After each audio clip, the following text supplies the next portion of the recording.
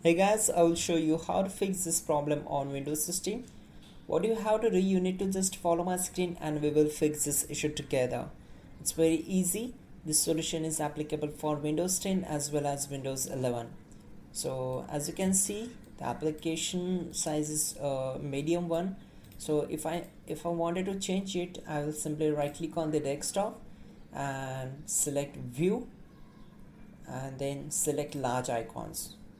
So you can see the changes, and if I wanted to set up to the smallest one, again I will right click here, select view and select small icons. So it's very easy, and you can also do this in the file explorer. So for example, these folder and files, I will simply go to view and select large icons and then small icons.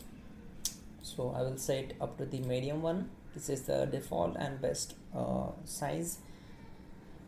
So it's very easy. That's it guys. Your problem is solved and you're good to go. You can also check out our description link to fix this issue and your problem will be solved. Don't forget to like the video. Please do subscribe the channel.